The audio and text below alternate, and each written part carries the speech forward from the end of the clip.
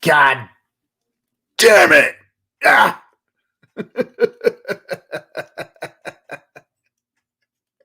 I'm trying to read the comments. I got to give it to you again. Ahoy, crypto pirates. Welcome, Hexicans, to your Discourse Syndicate. I'm Captain RG3, and this is yours. All yours. No Litecoin Moses, no kinetics. It's me all alone and raw. So thanks, Brian McGurr, for the diamond. Appreciate you guys dropping them on us. As always, appreciate all of you in the Hex community coming and sharing with us, getting into the chat room, mixing it up. That's what it's all about. This is your Discourse Syndicate to talk about what you want to talk about. I'm excited as all can be about what happened in Uniswap this week. Unfortunately, I was out of town. I was away from my PC, and I don't do any of my crypto on my phone. I stay away from that. But I wasn't able to capitalize right away and get my Uni tokens. But when I got home, first thing I did was grab my Uni tokens, and I dumped the shit out of them. I got rid of those sons of bitches as fast as I could, like hot potatoes. Like, anyway, it was like a fat kid on a cupcake, basically. I was all over my Hex. I filled my bag. I emptied that Uni. I dumped it on their head, and I filled my bag with Hex. And fortunately for the captain, my booty was big. My loot haul was great. We ass raped Uniswap. They got to be pissed. They got to be pissed. All the Hexicans scored. I want to hear from you guys. Who scored? Who got to take Uniswap and dump it on its ass? Because that was awesome. You know, we here on the show, I did a lot of checking into the dApps, and so I had a lot of wallets that I was working with Hex and trying to make it move around, trying to see how it acted, trying to see how these dApps work so that I could talk to you guys about them. So I had a bunch of wallets, and lo and behold, I was able to go ahead and cash out on a bunch of those wallets, and one happy pirate, that's for sure. Oh man. And I tell you guys something else, and this is or isn't financial advice, but sound advice. Our pirate king likes to drop hints on the community, likes to drop knowledge bombs on the community. And what we're seeing right now is, the king himself mentioned it in his stream the other day about, what it is. If you notice, he was kind of giddy. He was happy. He was excited. He was a little giddy. And I think he was giddy because he knew that all the Hexicans were about to rake in a bunch of that Uni and dump it on their ass and run it into Hex. And sure as shit, Hex price pumped, Uni dumped, and the rest is history. The Hexicans are sitting there with much booty, much loot. And I hope that you got yours. But again, the liquidity providers, can you imagine the amount of Uni that those people who provided a lot of liquidity raked in? Could you imagine that? Wow, that must have been good.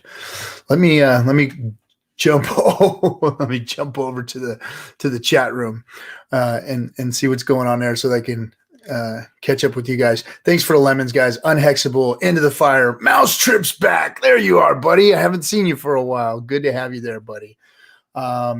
July 2020 with the no beard. Sup, RG3, circa July. Yeah, I shaved it off and kind of had a reason today, but shaved it off, got the sides raised, got the whole clean cut thing going on right now. Who knows if you'll ever see the beard again? Maybe not. I don't know. But that's a thing of the past right now. So anyway, thanks for the lemons, mouse strips. It's good to see you too, brother. Let's see. He couldn't sell his fast enough either. I mean, it's dumping. Had a couple people, even one of our Buccaneers was holding on to those things, and who knows, the price might come back. But we played that game in 2017 with ICOs. This is the same thing that's going on right now, and it's like, get in, get what you're looking for, and then get out, because that seems to be the game right now. And it's the same thing all over again. There is nothing new under the sun. Crypto is the same thing crypto was before. So, live and learn. I mean, the writing's on the wall. This is what's happening out there, guys. And if you want to go play in that game, then make sure you're doing it right. And make sure that you're watching your back. And, look for the signals. Look for the signals. There's signals out there telling you, what might be the best move. And I'll tell you what, our fearless informer out there who's leading the charge, that drops information on us often. I'm telling you, every time that information has been dropped, it was the right information. And it was sound information. It was solid, and it was to the benefit of Hexicans and this community. And man, is it good to see us get over on some of these haters. To this day, you still have to put the contract address in to get Hex to show up on your damn Uniswap. I mean, it's freaking just ridiculous. Anyway, Hexicans printed those red uni candles. Yes, you guys did. You ass-raped Uniswap, man. Let's see. I had 2 wallets swapped for Hex and a little ETH. Right on. And what else do we got here? What browser are you using, Staker? I had mine on a few different browsers. I spread mine out, and then of course, go back and check, people, because if you have a MetaMask wallet and you just created separate accounts within that wallet, those still qualify also. So it's not just if you have a separate MetaMask account on a different browser, it's all those accounts that you put into your MetaMask on that browser. So like if you have a browser and you have 5 or 6 different wallets that you created, if you interacted with Uniswap, you get your airdrop from that. So double check that. Make sure that if you create another wallet and you interacted with Uniswap, you get your Uni tokens, because they're dropping fast. They are dropping fast. Oh man. Oh, let's see. Holding those unis is like being short Hex. Not a good trade. Brave. Oh, Brave browser. I'm on a piece of shit laptop using Chrome, and it's fine. Yep, I did mine on a piece of crap laptop and Chrome, and it was fine too. Damn, looking at that blue bandana is popping. Oh, you like my blue one? This is my Sunday bandana that I'll wear. Anyway, on to Mooniswap, boys. Yeah, what do we got to do with Mooniswap? What can happen over there? Are we going to start creating wallets all over the place? Is that how we're going to have to be? Is that going to be the new ICO drop, the new craze? Let's see. If you don't dump Uni for Hex, you're shorting Hex and longing Uni, the worst arbitrage trade of all time. I totally agree, Mousetrip. I do. I totally agree. I didn't get to listen to Richard's whole stream yesterday, but the little pieces that I caught, I read that single loud and clear what needed to be done. And that's it, man. I mean, if you did, then you made out. If you didn't and you held, then hold on. Here it comes. Here comes the dump. So what does Uncle Sam want from me come April for this Uniswap airdrop? I don't know, man. Maybe if you turn it into Hex and you stake it, it's safe out there until you hit good accounting or something. So, hey, what I'm going to do, guys, is anybody who wants to come on and talk about what happened to them in Uniswap, or whether they got their airdrop or they didn't, they don't know how to, you want to talk about it, kind of run you through the process. I'm going to put the link inside the chat right now, so feel free to join me, because my boys are gone, my Buccaneers are gone. Neither one of them can make it. Litecoin is really out there running his program, his successful program that he started up, and he's working hard. He's stressed, but he's doing the damn thing. So I'm proud of him. He's a good man, and you want to check out Litecoin Moses. You have any respect for him, and you want to see what he's doing. He's got a not really necessarily a trading course, but a kind of a general crypto investigation course / trading course. Other things to look at than just charting. They've got. He's not really into the chart thing, kind of like all of us, but he is into reading the signals, reading the signs, reading things going on out there. A lot of the stuff that we talk about, he gets in depth. I really have a lot of respect for the guy. He works really hard, and he put together a program for everybody to go check out. So if you want to check out Litecoin, check out his stuff. Let's see here. I got the lights out, says, definitely got the pirate laugh down. Yes, so after that uni thing, man, I'm seriously turning into a crypto pirate, man. It felt so good to rape them guys. Anyway, where is the stubble? Who is this guy? It's me, Randy. I'm here. I'm cleaned up, and I'm still your captain, though. I'm still. Oh, easy. Already created 10 wallets for Swap just in case. Right on. Motley investors being smart. I mean, that might be the play, guys. I don't know, but that might be the play. It doesn't really, it doesn't really take anything, but that might be the play. Oh, let me put the so there's the link, guys, in case you want to join me, you want to come in and talk. Also, of course, all my cutthroats, you guys have access to the stream. It's in the Cutthroat chat room. Let's see what else. Motley, 10 accounts on Meta. Yep, that's what he said. Crypto likes to copy what's successful, even if only monetarily, even if momentarily. Exactly. They copy that quick success, and then they blow out. You've seen it all over 2017. Same story, same song and dance. That's what's going on. If we get a big pump and we get a big bull market started, now this is the pattern, guys. Watch this. Watch this closely. Watch what's happening. This is like a preview of what's to come. If we have a bull run, this is what we're going to start seeing. This is what people are going to start FOMOing into. They're going to start jumping all over this stuff. And they're going to be getting the drops, and they're going to be, and then the smart ones are going to be dumping. Oh, hold on a second. So snap camera. What the hell was that? I had some other camera on. Uh-oh. Shit. I hope that wasn't going anywhere. But anyway, let's see here. I'm doing this. I'm doing that ASAP. Yep. Cost me like $50. Just did to cover my bases. Yep, I believe so. Smart move, Motley. Me too. Babyface captain. Yeah, that's me. Somebody told me today I dropped like 10 years. I was like, wow, that's nice. Doesn't hurt, Randy. 2017 owes us, damn it. All. I can't say how much I agree with you, Colin.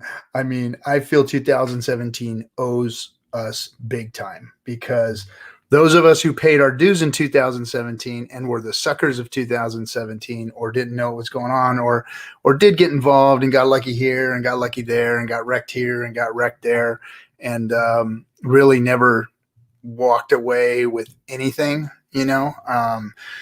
2017 does owe those people.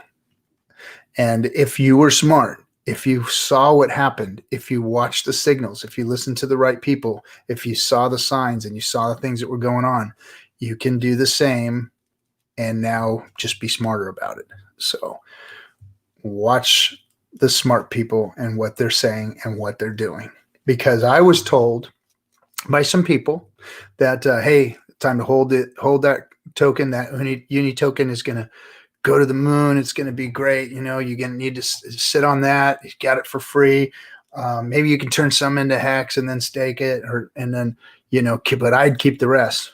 Man, I couldn't get home fast enough and hit that freaking sell button. As soon as I claimed those coins, I sold that shit and dumped it right there. Even my son came down and said, "Hey, Dad, I saw that we're going to be getting some this and that and the other." And I told him, I said, "Hey," I said, "Son, you gotta get in, get that stuff. It's free money. Isn't it nice when they give you free money? Free money, but." Where's that free money coming from and what's it doing?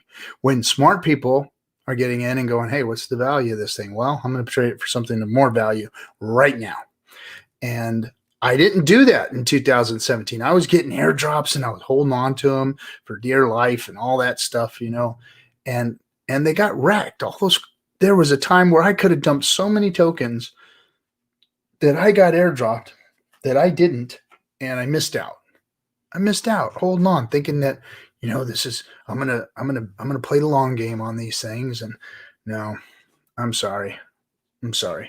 It did exactly what Richard said it was going to do. And it started dumping, and I don't think it's done dumping yet. So I don't know if it's going to come back. I don't know what the story on it is, but I'll guarantee you, I'll bet you anything that, people are going to start selling it, and it's gonna go lower. But anyway, let's see. Like the haircut. Oh, you like that? Yeah, I got the sides raised and got the whole doozy done, and yeah. Thank you, Harry Cox. Nice. Harry Cox says he likes my haircut. China, say hi to China, RG. Hi, China. Is China in the room? Do we have Chinese Hexicans out here? If you are, say hello.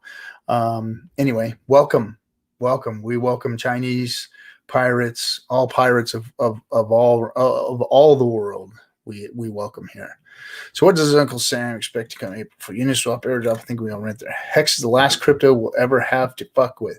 You got that right. It is the last one that you should have to fuck with. If you can get something and trade it, then man, why wouldn't you?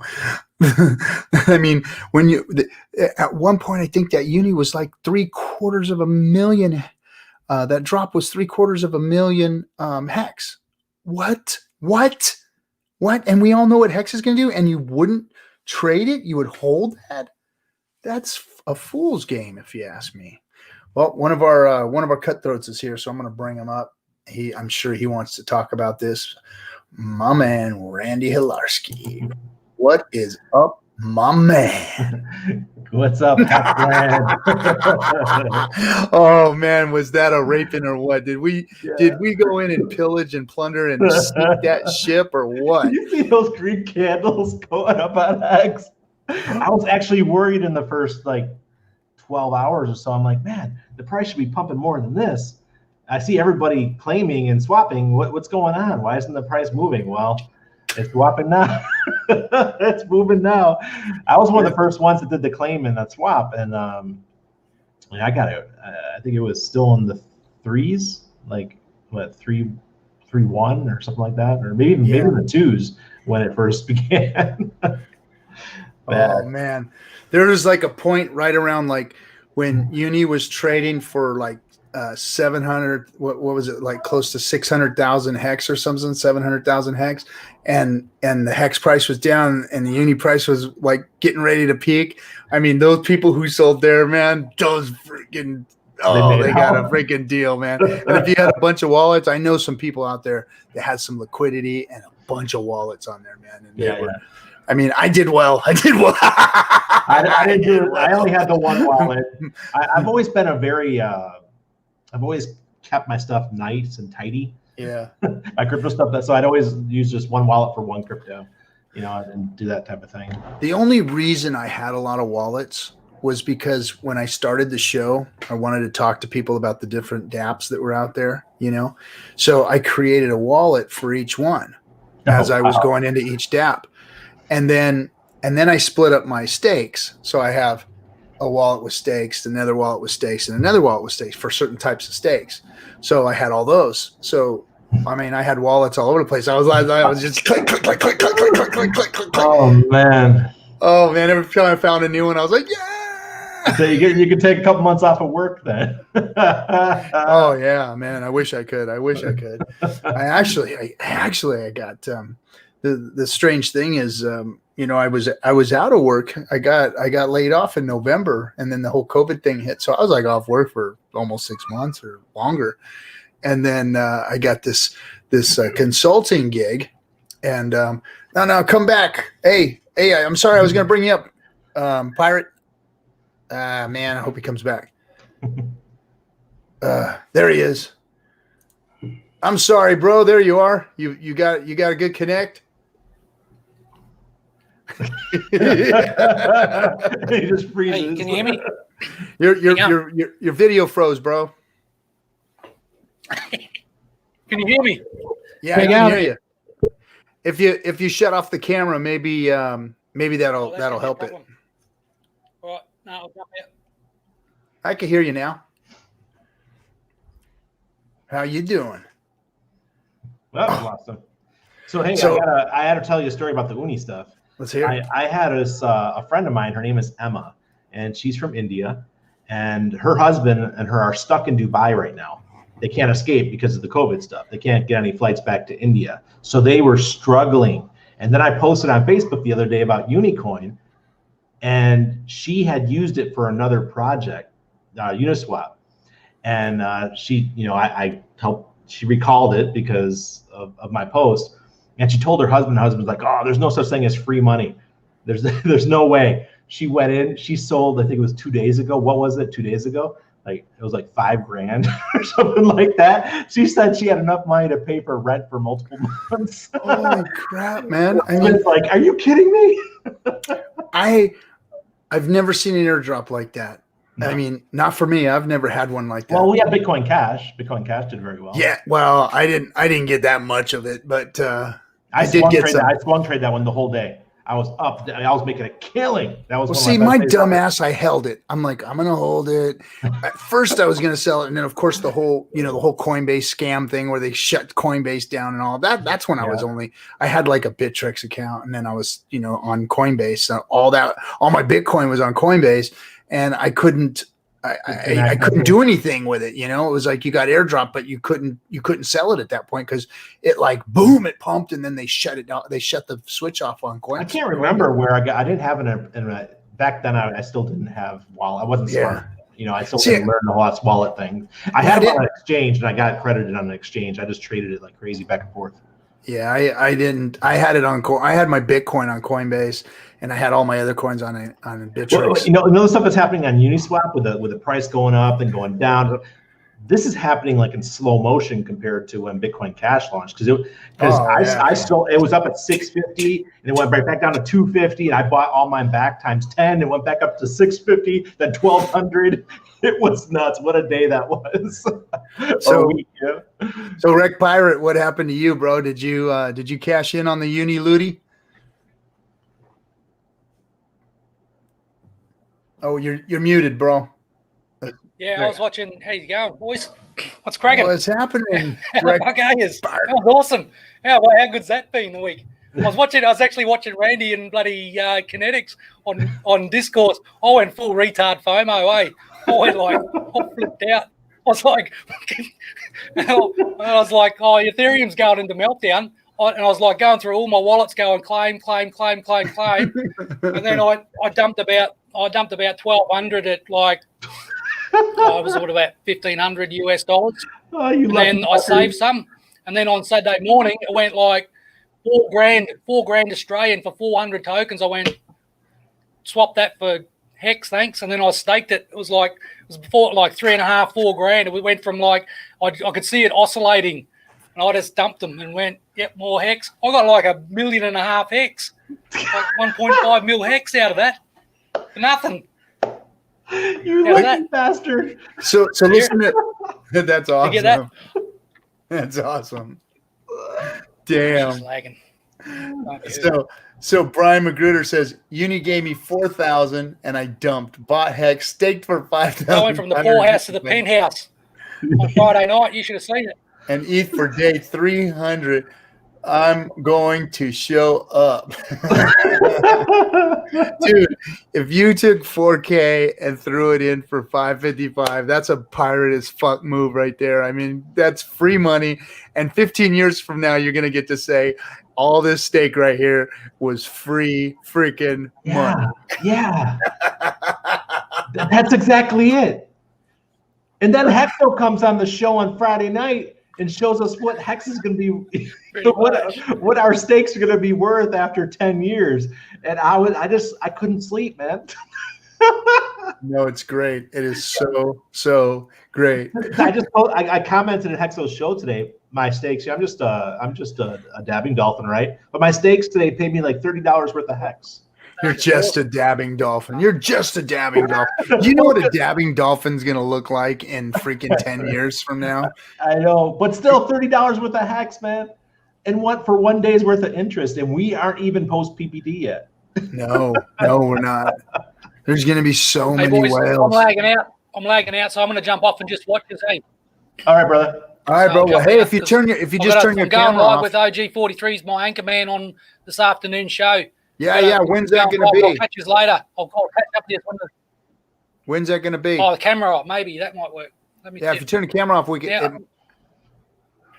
There we go. There you go. Try that. It's lagging out. Now can you hear me now? Oh yeah, we can hear you. Better? Yep. Oh, I couldn't hear a word you were saying. It's just cutting out everywhere. How about now? Can you hear us pretty good? What was that? Can you hear us? I can hear you perfectly now, so that's good. Good. Yeah, man. How awesome was that? How awesome is Hex? And then the price pump. Freaking pump, the free coins, uni rape, all of it is freaking awesome, man. Did you hear Richard Hart calling? He's like, he got on there. He's calling his audience noob plebs and telling them to fuck off. It was so funny. I was pissing myself laughing. Did you see that? He's the pirate king, man. He's the freaking pirate king. Yesterday, where was it? Oh, that was gold. That was fucking gold. Yep. You don't get the community you want. You get the community you deserve. May as well treat them like that, right?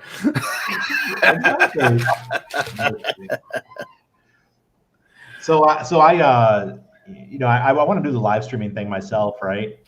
But I bought this little tiny box computer because I planned on traveling, and I just decided, you know what, this live streaming thing is important to me. I think I'm just gonna pony up and get myself a nice computer with a GPU that can handle this stuff. Yeah, I'm getting me one too. I gotta drop the coin and get the computer.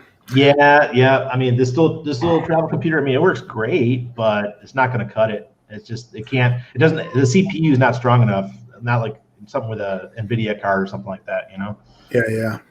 Hey, thanks Hexologist for hosting us. And Hexo is in the house, guys. We got Hexo in the chat room. Right. The man, the myth, the legend, the captain of the Hexologist ship, Hexo himself. Hey, RG, were you watching the other night when we were going through the numbers?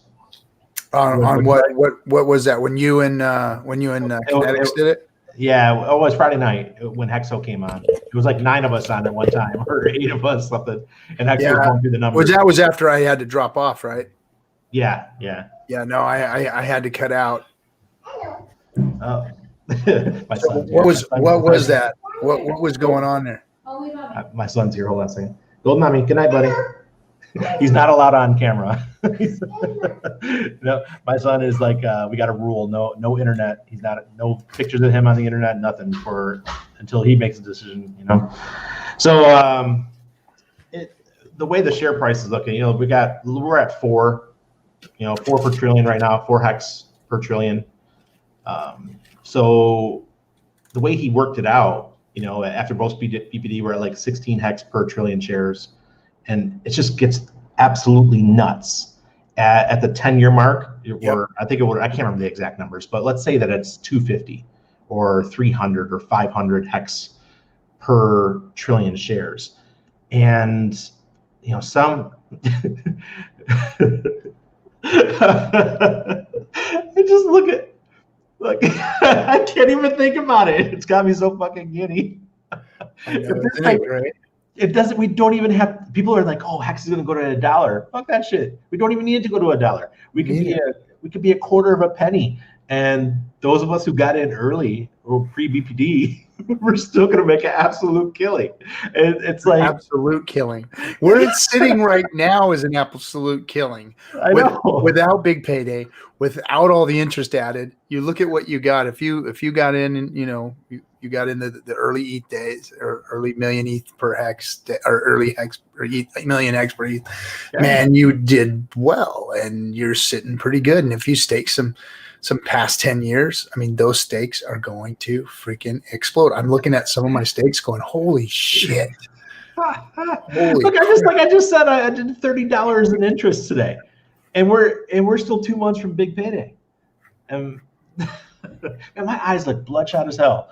And I haven't even been smoking any weed. What's going on? It's the stress of the move, man. Today we're going at it with our landlord. Because we're breaking our lease early, and because we're moving to Mexico and all that, and he's pissed and contacting lawyers, so we're fighting with our landlord, and we knew it was going to happen. I just hoped that he would just be cordial and let us pay him, let him keep the deposit and pay an extra month and go. Nah, he wants the whole damn thing. I'm like, dude, you realize what world we live in right now? I'm not giving you the whole damn thing, man. You can kiss my ass. Yeah. Well, it's been a very stressful day today, so I'm glad I'm on the show. Good. No, I'm glad to have you here. I'm going to sit here talking to myself, yelling and screaming and laughing. That's why I can't do a live stream like Hexo just by him. I know he goes with the audience and chats and everything like that, but I don't enjoy it. I have to have other people on the live stream with me. Yeah, it's not an easy thing to do. I mean, he's a master at that, and he's really good at sitting there and doing his show and doing his thing, and he gets himself what do you call it? Oh shoot, I got my phone ringing out here. Please tell me that's not an old style phone. No. It sounds like a landline ringing. It's a cell phone, but. Oh crap! I can't turn it off either. Oh well, they'll stop. But yeah, you're about to give away our age here. Freaking brick, right? When I was working for a radio station here in LA, and the first phone that I got was this box with a fucking handle in it that had a wire that came out of it, and it was this big freaking battery on it. These battery packs were like this big, and you snapped them in there, and you had to put the leather case back together, and then the thing hardly ever worked, and you had to go walking around the freaking place. And you were cool as shit though when you had that thing hanging off the side of you, and you had the big phone. I wonder what one of those is worth today. Not just the nostalgia value, but the actual precious metals. I'm a precious metals guy. I know there's probably a bunch of shit in those things, man. Take them apart. It's probably got gold wiring and all kinds of cool stuff inside of it. That's the thing with electronics. So, I mean, there's people that are actually doing lots of recycling and not selling it just because they're looking to the future when things become more scarce. It's crazy. Mm-hmm. How scarce stuff can get. Let me pull up Discourse here on my phone. Dejiro Moore says, does RG3 still use a flip phone? No, I don't use a flip phone. I use the Apple stuff. I'm an iOS guy. Who was it the other day? I was watching a show. It may have been Joe Rogan and what's his name? Who's the guy that's in Russia? Snowden. I think it was their show, but I might be incorrect. But they were saying that Apple's actually it was their show. They were talking that Apple devices are an easier target than Android because there's so many different versions of Android. If they can hack Apple, they can hack any Apple device because all the updates that Apple does are exactly the same. But Android has thousands of different phones and devices, so the hackers don't even want to bother with the Android people because generally Android people aren't as wealthy.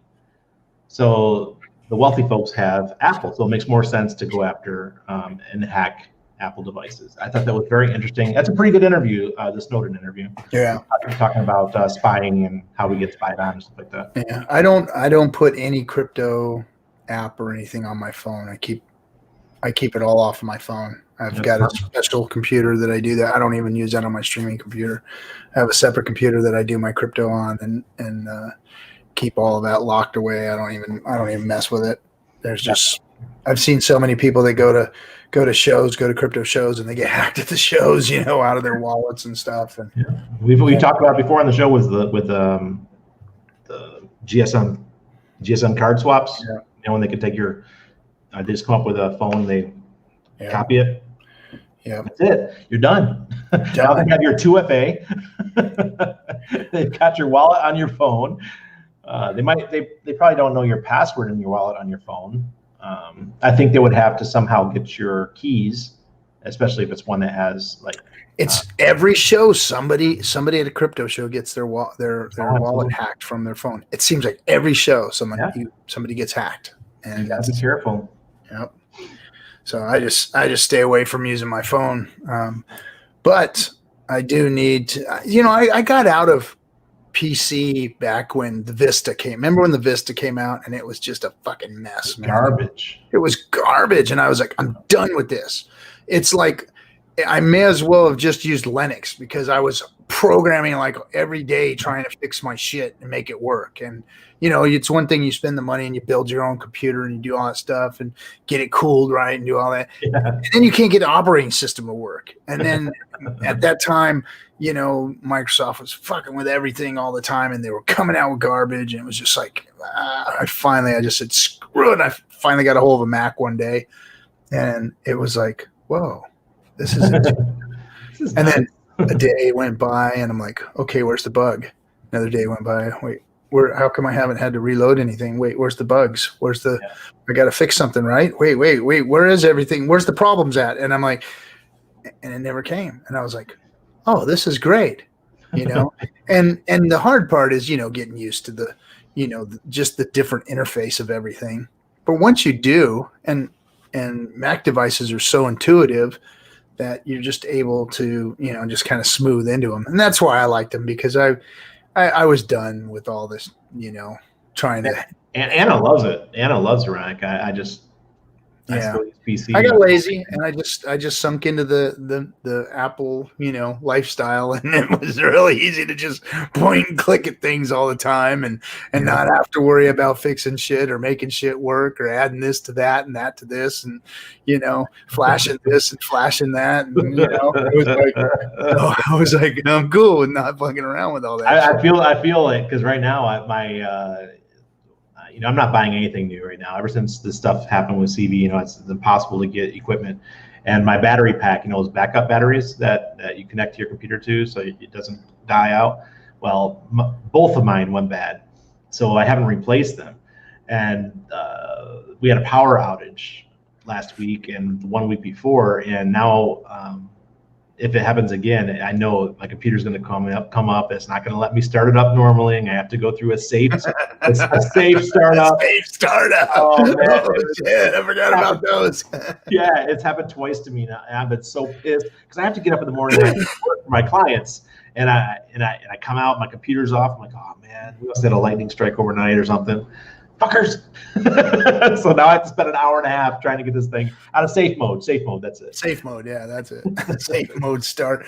Yeah, I running it from the BIOS or whatever, and all that shit, and trying to make the shit work again. And then in the early days when we were messing around with gaming, back in late 90s, early 2000s, they were making these faster chips, but they were like freaking smoking themselves to death because you couldn't get the heat sink right on them and get them to cool down. And so even though you were making these badass fast computers and putting nice cards, video cards and stuff in them, couldn't keep them cool, and they're sitting there, you're gaming and things sitting there going you didn't need to get the room's 100 degrees, you're sweating and you can't hear the game because it's thing going oh man, I remember those days. That was fun. But so now So now I'm looking again. I'm like, okay, I got to get me a PC now, because for some reason all this streaming shit doesn't like Mac. So I gotta bite the bullet and get me. I paid for the whole year for Streamlabs OBS. I did all that kind of stuff. I can't even use it because my computer's it smoked my poor little laptop, my Mac laptop. It was like it just kept dumping. And I mean, that thing's worn out. I mean, when we did the 24-hour stream, that thing was about to explode, man. Yeah, somebody said it was almost on fire. Right? So I've never had a computer get that hot before. And I was like, man, we got another one of those coming up pretty soon. I know. I'm gonna need to get my PC before then. That's for sure. No, my other PC though, the laptop has an NVIDIA card in it. I might just try that one to see how it looks before I go spend $1,500 on a new computer, but. I hate, this is just an uneasy time for everybody. I hate spending money right now because we don't know what's going to happen. We don't know if they're going to turn this world under lockdown again for this winter. So I'm glad I'm going to Mexico because I don't have to worry too much. I mean, still go down to the beach, do whatever I have to do. So let me jump in on that. Just a little insight. So I've always been able to look at the field that I'm in and kind of gauge how the economy is going to look out here in Southern California, because machinery movers, millwrights, what I do, when you're busy moving people out, I mean, we were busy all the time because we're either closing businesses down or putting businesses in. So our business is like kind of always working. Southern California is full of businesses everywhere, full of manufacturing, full of all different types of stuff, whether it's solar or JPL or aerospace or whatever, cars and this and that. We've got every industry in the world out here. And when they're going out of business, we're busy when it comes in, but we can tell by whether they're moving in or moving out. Now, something very strange has been going on out here for the last year, and it has to do with the plastics industry. There has been an influx of thousands of plastics machines just really loading up the warehouses. Now, these aren't in place, and there's not businesses growing.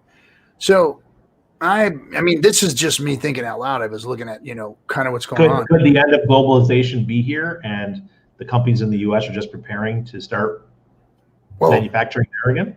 I think plastics are going to be a big thing because now they have hemp plastics.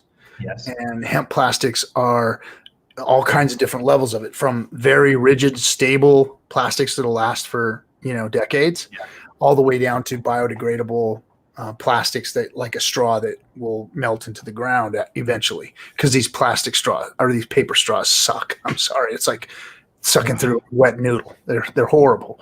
So it rubs against your teeth. Yeah. So I think the plastics industry is about to take a big jump out here in California myself. But what I'm noticing is there's a lot of interest in my field. So for the last couple of years, it's been kind of slim pickings on, positioning yourself or getting people into the business, or, you can always tell, like, hey, I got a guy that needs a job. Can I get this guy a job, starting out, blah, blah, blah, bring him in, ground level. A lot of times when that's happening, okay, we're in a growth phase. We're moving, we're getting bigger or whatever. But what I've seen over the last couple of years was things were dwindling down. They weren't hiring. Companies were downsizing, but then all of a sudden I started seeing these machines, and now there's opportunity everywhere in the machinery moving business. So there's a lot of people getting work. There's a lot of people retooling. Is that, do you all 3D printing? Is that something that's part of your field as well? It is. And I did the first Inconel 3D printer for SpaceX. I don't know if I'm supposed to say, I guess it don't fucking matter, but they actually had the first Inconel 3D printer. So these 3D printers, what the Inconel one does is it's like a mill. It has a milling head on it with a 5-axis head. So this head can cut, but it also lasers in the part. So injects and it cuts at the same time. It builds and it cuts. So not only is it building, like a printer prints and builds, but it's also cutting and drilling and making part as it goes. New world. This new world's gonna be cool because what it does is it throws this metal Inconel dust onto the platform, and then the laser etches it and grabs that Inconel and then solidifies it. And then the cool thing is so when they make the parts, I've got a picture of one somewhere, but when they make the parts, there's all this stuff on the inside that's intricate. You can't see, you'll never get to, but it's what they want in there. But they make these test strips of the Inconel all the way down the side of the part. And it's like, like a piece that's going to be cut off eventually. But what these test strips do is tell you what the tensile strength or the strength of the part at that level is. So they can tell if they've got the right strength inside the rest of the part. So they have all these test strips on. Very cool stuff, man. What a machine like that cost? That machine was like a $3.5 million machine, $4 million machine, something like that. God damn. And it's not very big. It's like the size of a small mill, like a cabinet mill, maybe 6 by 6 by 8 foot high, That's so cool. and it's space age looking. I mean, just like space doors and all wrapped in sheet metal that looks like a little space pod, and you open it up and there's a mill table in there. Imagine when they're going to be desktop size and people are going to have them in their houses. Oh yeah. To do metal and stuff. I mean, come on. Yeah.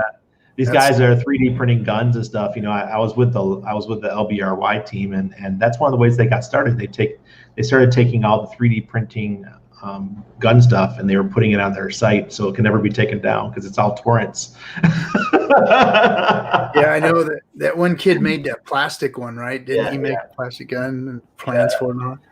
That's wild stuff, man. That's wild. And it's changing rapidly. I saw a video recently of a guy that had one.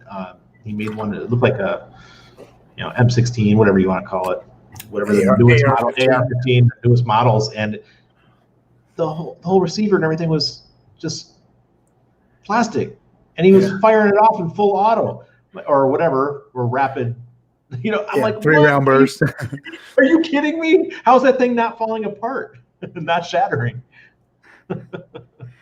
Yeah, no, it's amazing stuff out there. But like I said, it looks like things are gearing up because there's a lot of people looking for. I mean, I know everybody. Like I went and talked to a company today that's asking me if I can come bring my services to them. So I went and sat down with them, and they laid off. They had 700 employees, and they laid off 300 of them in their facility down here in San Diego.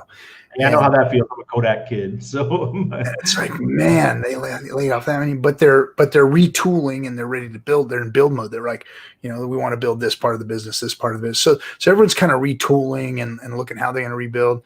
I mean, come on, people are people. We just need something to do. Is what we need. We need something to do. Well, I think all this, I have my personal opinion that I think that all this stuff is going to magically disappear after the election. So I think we're old enough to know. It's going to be like magic. It's going to disappear. It's like, God, we've been through this so many times during election years. You just want to go hide on an island. I know. That's how I feel. I mean, my life has not changed one iota when either a red person or a blue person has been in the office. I don't like to talk about politics on here, but none of them have ever done anything for me as a working man. Not one bit. Not one thing. I've continued to be in the same conundrum that I've been in. It's like I trade my my discs in my back for money, and that's the way it's been for the last 30 years. I give them a little bit of my disc. They give me a little bit of money. I give them a little more disc. They give me a little less money. I give them a little more disc. They give me a little less money. I give them a little more disc. They give me a little less money. Yeah. Now I'm out of disc. So that's how it was with my stepdad. My stepdad, he worked for the Rochester Water Bureau and dug ditches. He started from the bottom, moved on up, and by the time he was retired, he could barely walk. All right, this is RG. Check out Clean Spark Energy. They're hiring. Clean Spark. Right on. Are they out there by you, bro, or are they in California? Let's see. Can you print Yavin a brain with that 3D printer? You got to see that the outside's already been made, guys. You got to print the brain before you get the outside done. It prints on the inside out, So I think I'm telling folks, man, this new world we're moving into is gonna be pretty awesome if we can get past the bullshit. I think we will. It's time for us to move into the 21st century. I've been waiting for the 21st century to come. I mean, for a while. It's like, come on, it's here. Let's do all the cool stuff that we're supposed to do. Not necessarily need flying cars or anything, but let's go out and do some cool shit. And it's weird. It's weird how for me it's like I want to downsize. I don't want to own a house anymore. That used to be a dream of mine, right? I don't even care. I sold my house in Rochester, New York, years ago in 2014. We're getting rid of our car. I'm keeping it. It's still in our name and everything, but my buddy's going to be driving it. It's just going to be on the insurance. And, I'm giving away everything. So we just say, for the next couple of years, while things are up in the air, we don't know how things are going to land, right? Let's just stay mobile and do the Airbnb lifestyle for the next year or two, maybe 3. It's just, it's scary, but I think it's going to be worth it. It should be. Yeah. Hold on a second. Hell, we're online people, man.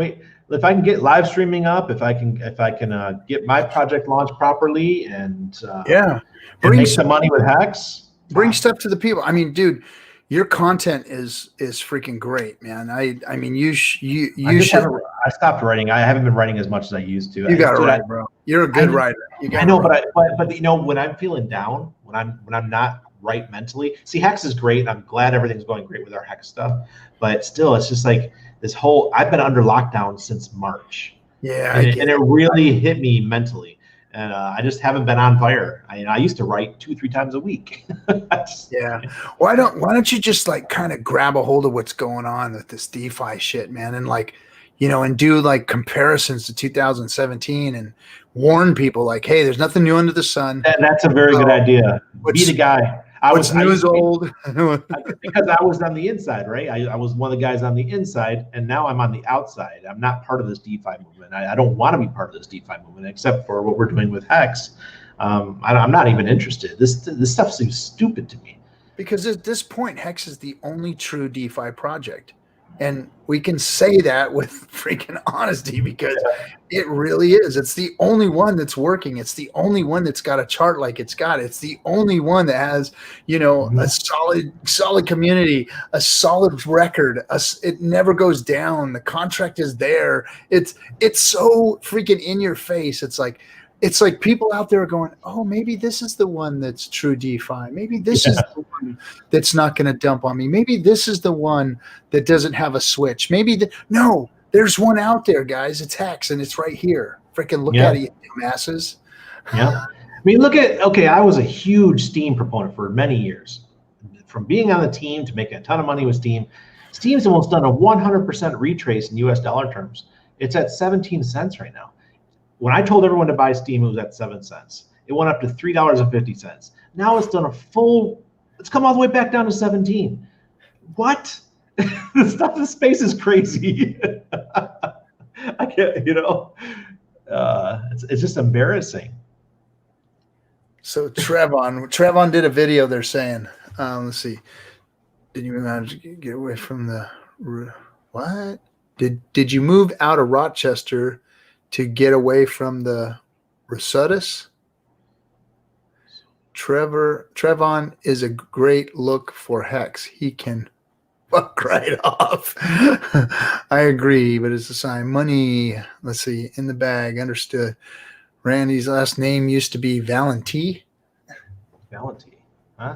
I don't know what somebody's saying. Her last name used to be Valenti? Valenti? Yeah. No, Polish Italian through and through, but you can see that why would I make this name up? Someone doesn't go around and say, hey, can I pick that last name? You know why I love my name though? Because very few people have it. It was our last name was Hilar, and because there was no jobs in Poland, they would add SKI to the end of Hilar. Yeah. And no jobs in Germany, so they would go over to the Polish side, and my family speaks fluent Polish, and so My good to go. My grandfather. So my father's a Native American, full-blooded Native American, and my mother's Polish and French. And you're all fucked. Oh yeah, it's like nobody likes the French, nobody likes the Polish and the Indians. We feel sorry for them, but fuck them. So our Polish name was Kikta, but they took the ski off because it was Kikta whiskey. It was Kikta whiskey. Kikta whiskey was their name. Oh, that's awesome. It was Kikta whiskey, and that would be a great brand today. That would be a great brand. It would be a great brand for some Scotch or some Irish whiskey. So they had that name, Kick the Whiskey, and then if you could have had on Twitter, that would have been an amazing handle, Kick the Whiskey. and then the rest is all French, Cajun, Louisiana, swamp. Oh my gosh, those people. I love my family, but those people, man. I've got some cousins that have never seen a car, and they live out in the freaking swamp, man. I mean, it's just. I lived in Pensacola when I was in the Navy. I lived in Pensacola for a while. I'll tell you, that was close enough. just down the bayou. Boy, all the Polacks are showing up in the chat now. It's like, Polish here. Oh man, I'm Polish. Both Polish parents here. Shout out to the Spanish Jews. Yeah, I thought I had it bad too, bro. So okay, shout out to the Spanish Jews. A lot of them here. I got lots of friends that are Jewish that were born and raised in Latin America.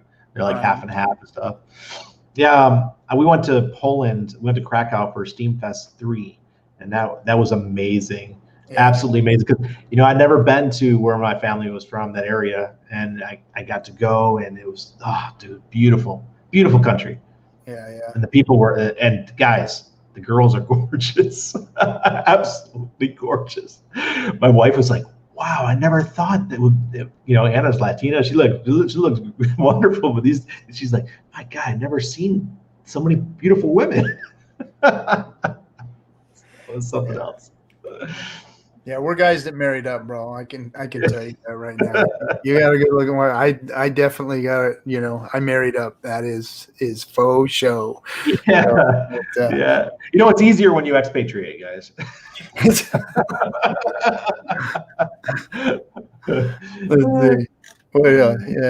Why the hell you and Children of the Grave go and get some? Polish girls are stunning. Young but age very badly. Just saying. Oh, you're gonna get it into the fire. I'm not even gonna go there because I've been around the world, and there are some women that don't age as well as others, but I'm not gonna mention those because it's just suicide. Is all. What Anna, my wife says sometimes she wishes she was black because black don't break. That's what she says.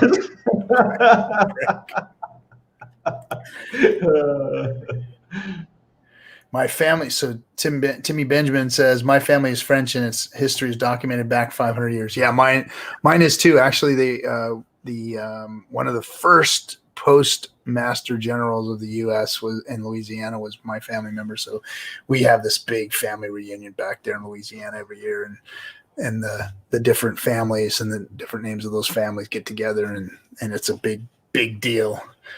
Yep. Black don't crack is the saying. Black don't crack. Black don't crack. That's it. Yeah, it's so true. I mean, so you got your uni. You said you how many wallets did you get to claim? I only had the one. Like I said, you had the one wallet. I keep myself clean. Hex I only use in one wallet. And then instantly turned it into Hex. But I only got 300,000. I actually kept some Ethereum in my wallet because fees have been crazy, and you got to keep some Ethereum because you just don't know if this is ever going to happen again, where the price just goes. You gotta keep Ethereum, and I learned that a while back ago. So I keep like $50 worth of ETH just in every wallet, because you have to start, if you got a lot of wallets and you got to start shifting. Oh shit! Even if you shift between your wallets within your main account, it still costs you $5-6 sometimes. Yeah. Oh, it does. Yeah. So, it's very annoying. Oh, so I did the Mooney swap thing, and I was dropping hints when we were watching Hexologist. So I actually went and got some Chi, the Chi token, which is the Mooniswap / 1inch exchange token for lowering your fees. And I put some in each one of my wallets. I bought some and from each wallet, and that's how I did my first transaction. I actually wasn't buying Hex on 1inch. I was buying Chi, and 3, 5, 10 Chi per wallet. They're about 90 cents each. Mm-hmm. And, what happens when you do a transaction on Mooniswap and you at the top of under the settings, you click the settings, you have to go in there and you have to enable Chi. And when you enable Chi, it lowers your fees by about 50%. Oh, wow.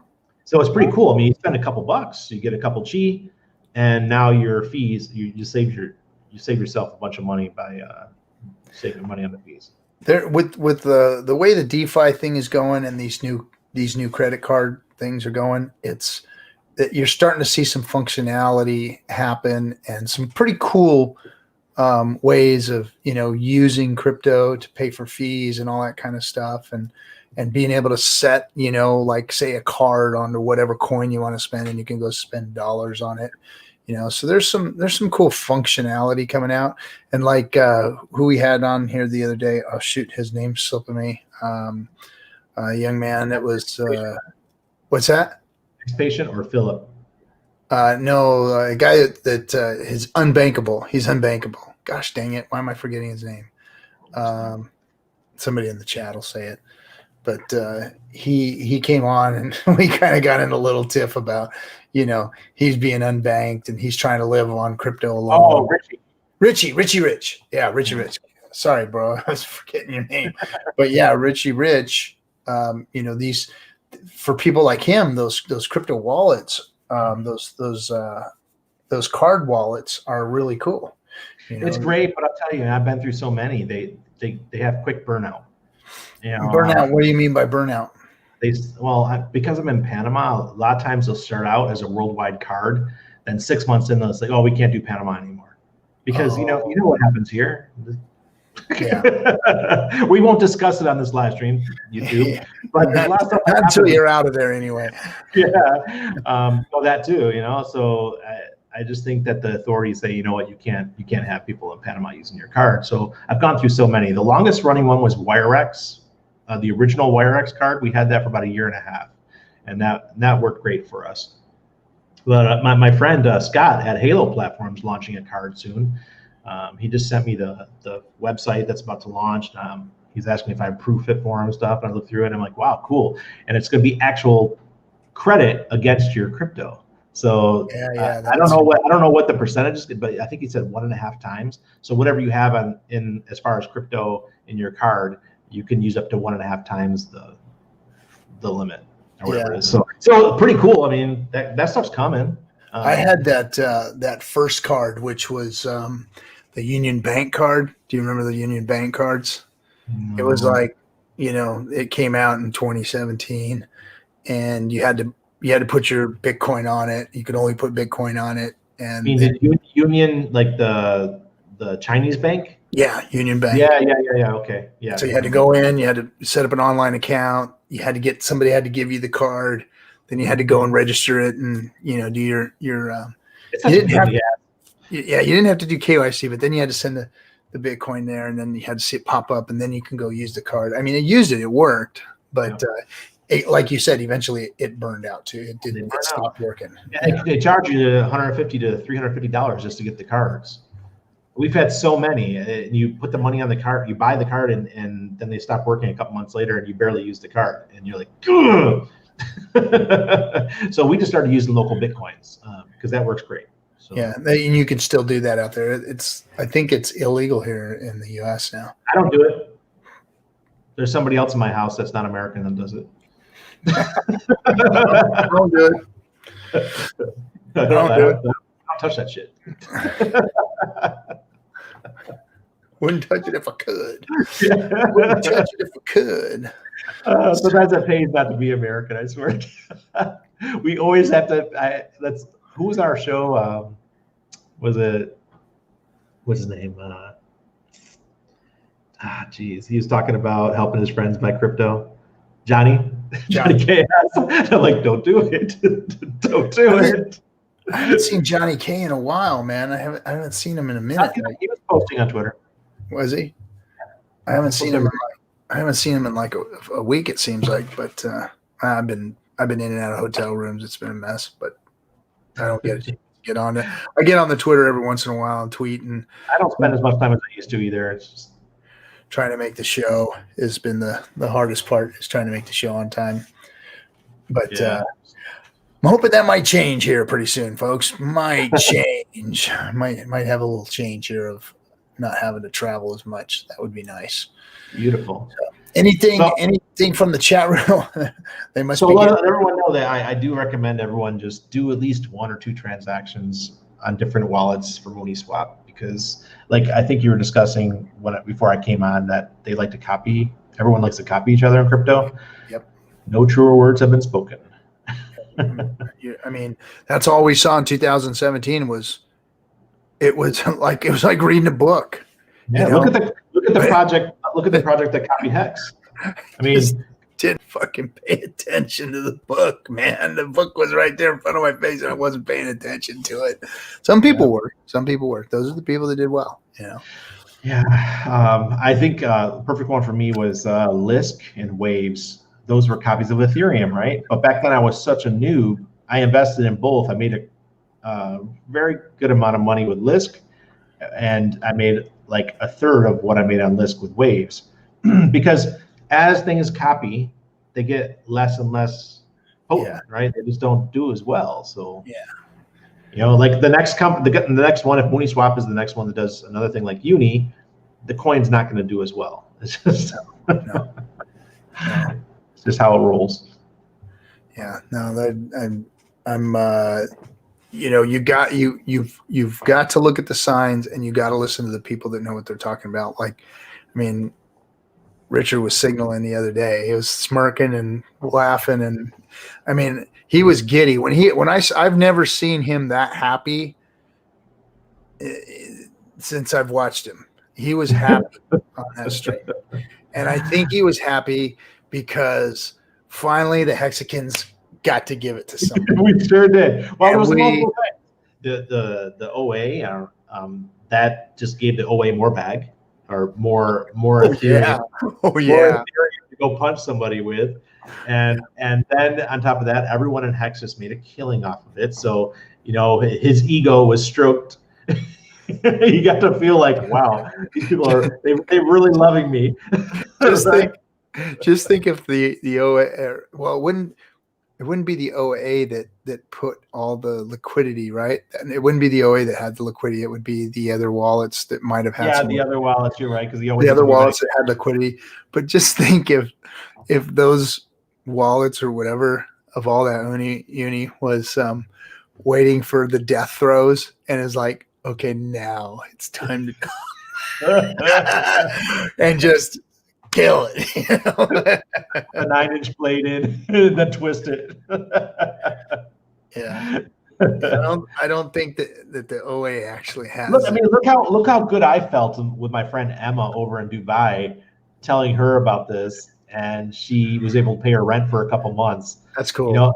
And imagine how happy he is knowing that.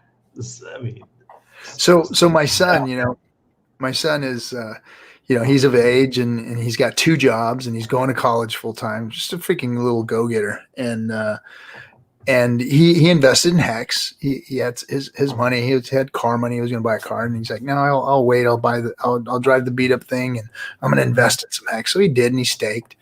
And then I told him, 2 nights ago, I said, hey, you got to get on and go get your Uniswap tokens. He's like, what do you mean? What do you mean? So this is an airdrop. It's going to be dropping them for free on you. For free? What do you mean? What do you mean? I said, well, this is how they do it. They launch them and they're promotion. They're going to give you, for being being, loyal, for being part of the program, for actually using their products, for using their token, for using their platform, they're going to drop some free tokens on you. And he's like, how much? I said, 400. How much is that going to be? Well, go look it up. He calls me back like, can I just keep it? Can I change it to USDC? I just want to keep it, I said, well, I would suggest that, your dad is dumped all of his, so you might want to just dump it and get some HEX, because big payday's coming. Big payday's coming. And you're automatically, so you save you get the free money, you save yourself from being dumped on, which anything that's been given for free is got nothing but potential to go down, nothing but potential to go down. Everything we ever seen, every ICO that we ever watched, airdrop like that, dumped to the ground, down.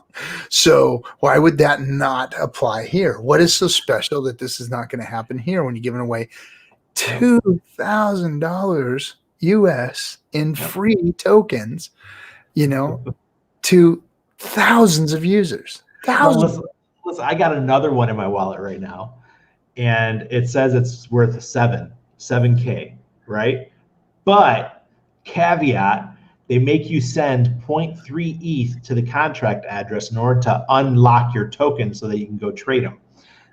And I was like, I'm not doing that. those tokens could sit there and rot. So somebody says, so Shadowy Brilliance said, 5 million still available for hexagons to claim. RH tweeted equals signal. So there's 5 million hexagons that have wallets that haven't claimed yet. You mean there was 250,000 people that were airdropped the uni. So there's $5 million worth of uni, or 5 million uni? $5 million worth of uni still available.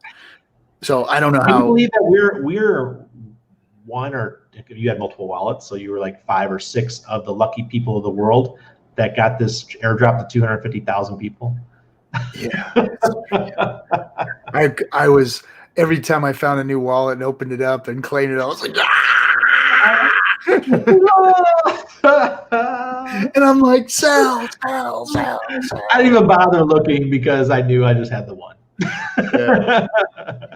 I had wishful thinking, but it was freaking Christmas. It was Christmas for me. I mean, it was nice. It was nice. It was very, very nice. And it was cool watching my son, for the first time, actually. I mean, shit, the kid, he didn't have to deal with 2000. Well, he had to deal with his old man in 2017, an attitude, but he this is his first experience in crypto, and he's only known HEX, right.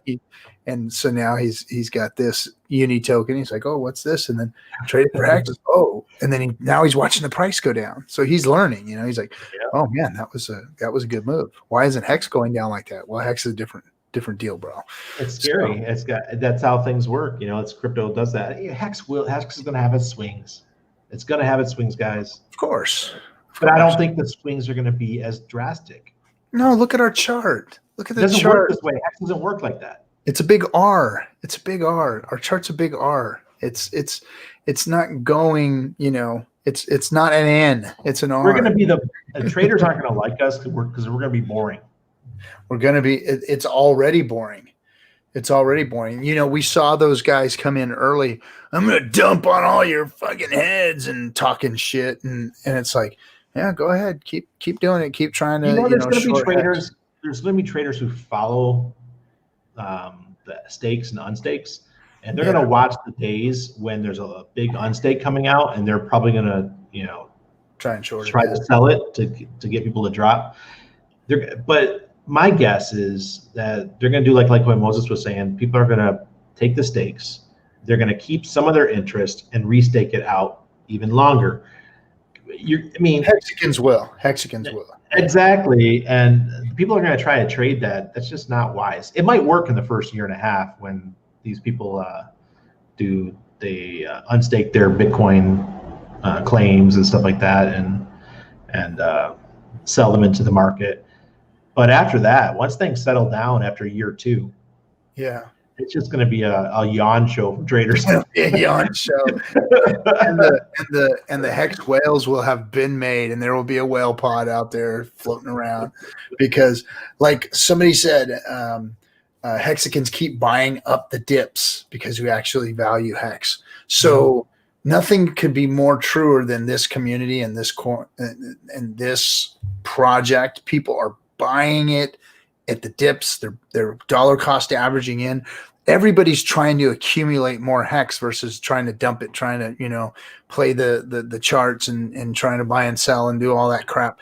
I've never sold a Hex. I've never sold one. And I doubt many of you guys have either. No, not in any significant amount. I've had people ask me for Hex for payment for some things. Yeah, sure, why not? So I'll trade some and give some Hex for some payment for, I'll buy some for them and send it to them. But I buying dips, dollar cost averaging in. I mean, I'm kind of like at this point I'm okay with where I'm at. I'm pretty much okay where I'm at. I would like to give it a little bit more, but I told my wife. I always want a little bit more. Yeah, you always want a little bit more. It's the human nature. That's how we are. But I'm not pressed. So I told Anna, I was like, look, I think we're done with Hex for buying Hex, and just let's ride this out, see how it goes. I want to talk about MoniSwap and Uniswap really quick. Yeah. Did you know that Uniswap, part of the main accounts or main backers is Binance? And the same thing with MoniSwap. So MoniSwap is an investor in both of these, I believe. Now that's on that's for the V2, right? Because now there is they've activated some type of a governance switch or something like that in V2. Isn't that what it is? This coin's supposed to be for governance. Yes. But you're going to have millions of Uni to be able to compete. Yeah, you're not going to be able to. There's nobody's going to be able to move the thing because nobody's going to have enough. Richard said this is bullshit. This isn't. This governance token is. Oh, is that what he was talking about yesterday? Yeah, no one's going to be able to come up with that many to have only control. Binance and the original whales of Uni who got who are owners. So for the little guys, unless you're a multi-millionaire, don't even bother with it. no. Yeah, doesn't make any sense. The snapper says it will never. It will take a while for most to realize just how inevitable Hex is. Not stopping, just grinding on. Hex is just grinding on, and then pumping, and then grinding on, pumping. It's. Well, I had that bet with Jeff Kardakis. Jeff Kardakis that on May 5th of 2021 that we'd have a 3 billion market cap, but that's before I understood Hex. Yeah. We might not make it to a 3 billion market cap by then. It might only, or we might make that before big payday. Oh. And then after big payday, maybe we'll bleed out some, and it might only be a 2 billion market cap by then. Right? Yeah, that's what it looks like is happening. Is it's starting to, drop from what the prediction was. Because the prediction, what was it? Way up. It was way up there. Yeah, but the way that the staking works, when you see, this is the part I didn't understand. I didn't understand that because I made that bet back in February before I started watching. When you stake, they're burned. So they're taken off the market, so it doesn't help the market cap. You're burning, you're given shares. So the shares are what takes the place of the. I'm gonna check it right now. I want to see what our market cap is. I'm using my nice little. So just to reiterate what I was talking about. So Internet Lurker says no, RG3, you stupid old fucker. It's not activated. That's for the V3, you dumbass. That's what Internet Lurker was saying. Is that that's the V3 protocol, which has the switch on it, so it hasn't been activated yet. So it may or may not be activated. But if they put it in there, guess what? They want to use. Somebody wants to use that son bitch. I don't trust Binance or CZ at all. No. So our market cap right now is 1.37 billion. It won't take much to get us to 2 billion. But 3 billion, it might be a stretch just because I think after big payday, people are going to start staking. Who knows? I might be wrong, but it might be a struggle for a while. I see. I think I might lose that $100 bet. I think there may be a Steam It-like fiasco considering how much Uni Binance has. Well, they can have it. They have mine now. They can keep it. Yeah, it's just like what Justin Sun did. Justin Sun took over Steam It, right? He took over Steam It, and then he voted out all the people that were the old Steamians, the old people, by using the Binance tokens and the OKX tokens, and took away all their power. Then he controlled all the coins because can you believe that? This guy who does not own Binance, who does not own OKX, makes phone calls to his buddies at both of these companies. They lend him all the tokens so that he could power them up. We call that in Steam, powering them up. So that he now has all the voting power and destroyed a community. So, yeah. Even though I would admit that the original people in Steam, the ones that blocked his tokens in the beginning, they're the ones that started the whole shit show. But what he did on the other side, screwed us all. So yeah, you know what? I wanted to talk about something. Well, finish up. Go ahead and finish up. That's why I worry about when he says it's a problem with Binance owning so many of the tokens for Uni, because then they're going to have the power to vote if they use it for this, for voting on what coins get listed on Uniswap. Awesome. In the future. Isn't that freaking awesome? So that's scary. So somebody said in the chat room, which brings up a very interesting point of something that happened to me this week. So let's see, where is it? 30 million USD. Someone tweeted that 30 million USD with no sell pressure can move us to 19 cents. I'm not sure about 30 million, but probably 30 million. It doesn't take that much. No. I think 3 million would get us to close to a penny. Cut the liquidity in half and it'll take half of that. Yep. Somebody said, onboarding a no coiner to Hex as we speak. Right on, lights out. Let's fucking go. Yeah. Yeah. So, imagine this. Imagine post BPD that the liquidity, the amount of Hex that's available gets cut in half. Oh. or goes down by 90%. I mean, but then you can't really get out at that point, right? If liquidity is gonna end up being so low. But people will. So if the coin, say if we go to 3 cents, for example, because that happens, there's gonna be people that are gonna early on stake. They're gonna give us all the penalties, and they're gonna. So we'll say that's 3 cents, but by selling other tokens, it's gonna drop it to 2.5 cents because there's no liquidity. They're still gonna sell because they're up so much. Strong hands at that point is what's going to make so much money, because there are going to be FOMO events where people are going to FOMO out, emergency end stake, and there's going to be penalty after penalty. And Richard's ego. He's going to do this stuff on purpose to get out the non-believers. He's going to do that. And it's like you could just see it in his eyes when he talks. He's like, I'm going to fuck these people over that don't believe in it. Go for it. He's building shit together. Did you see he was out there looking for people who knew Solidity, right? Today. I saw him out there. It's like, hey, Solidity? Show me you're worth your salt and give me a call, It's like he's going to build shit for people to go wreck themselves with. You want to mess with my project? Here, have at it. Go for it. Try and break it. Watch it break you. Because it will wreck them. I'm telling you, people don't even look at your Hex for the next 2 years. Just let it ride. Let's shake out all the people that don't care, and just. So here's something amazing that happened. So I'm working. I got this crew with me, and one of the guys he's like, hey, I need a few bucks for some weed. I need a few bucks for some food, and I'm like, yeah, no problem. Here's $20. Boom, boom. Handed him some money, and he did his thing, whatever. And then later on in the day, he's like, hey, I'm going to send you some money via Zelle. Okay. Zelle. Never heard of that one. And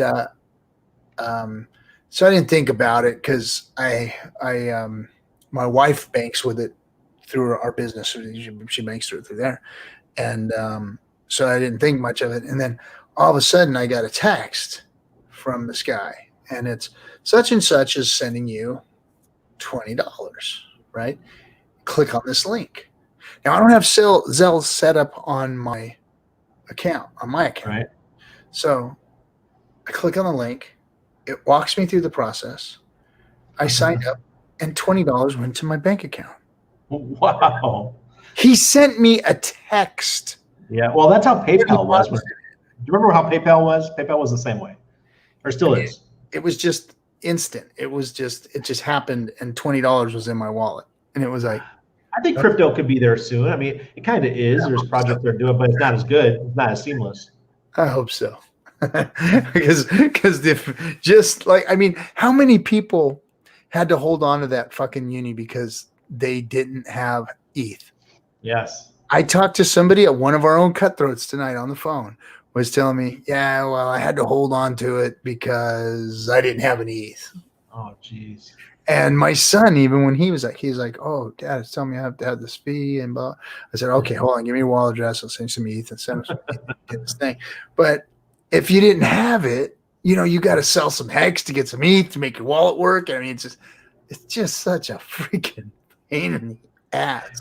So make sure you have ETH in your wallet at all times. At all times. It doesn't have to be a bunch. It could be only like $10 worth. Yeah, just keep at least $10 for fees and stuff. I mean, I keep like 50 in my wallets just because I don't want to be without. So I've always got ETH, floating around each one of them. But it's also good not to keep too much ETH in the wallets, just in case you get hacked. Because then then they have to actually send ETH into your wallet in order to steal from you. So if you keep too much ETH in there, then they could just drain your whole wallet. Hey. Yeah. Think about that. Isn't that a cool function of crypto? Isn't that cool? They can just hack your shit and drain you of your ETH. And that's only a problem with smart contract coins, but I love it though. I still love my ETH. I never was a big ETH Ethereum guy. I am now. Internet Lurker says, I don't think anyone in crypto OG would trust a text message recovering crypto to paranoid. Yeah, could you imagine? Hey, here's your Bitcoin. Just click on this link. Fuck you. It's just like this coin I was telling you about that I got airdropped to my wallet. It's worth like $7,000, all these coins, right? And it said, well, you gotta send some Ethereum to this address to unlock your coins. And I checked the liquidity on Uniswap, and I'd only be able to get like 2 ETH out of it. The first, I could sell like 200 coins to get like 2 ETH out of it. And I'm like, you know what? I'm just not doing this right now. I'll let some other people sink first before I do it because I don't need it right now. I'll wait. Let somebody else hang first. Oh shit! Internet Lurker says, "Fucking Kinetics, buy some ETH." HEX community is full of the greatest people you've ever met. I'm telling you, man. I've only met a couple of you guys out there, but yeah, it's been awesome. Hanging out with the HEX community, that's for sure. It's like it's a different group of people that we're all attracted to it. We just don't give a shit. People that just don't give a shit. I've noticed that. It's so cool. Realist, like all this trolling and crap that's going on out there. It's like, what the hell? Like so childish. Dlive is like, I mean, we got like these like 14-year-old punks are like freaking going after HEX right now. There's like a whole gang of these little 15-year-olds like going after us, and it's like, really, fucking really, guys. You don't even know what you're talking about. You've only ever even beat off a few hundred times, when you got calluses at least or something, get the fuck out of here, dude. I don't have time for you guys. You guys know what you're talking about. And just think about you when you were 18, 19 years old. Yeah. How dumb were we? and people want to base their whole life career and make a choice of their whole career at the age of 18. What? I wouldn't trust my 18-year-old self to make that choice. No. When I was in 18, 19, I was in the Marine Corps. Just, blowing shit up. blowing shit up and trying to stick things into stuff. And that was it, you know. It was, it was.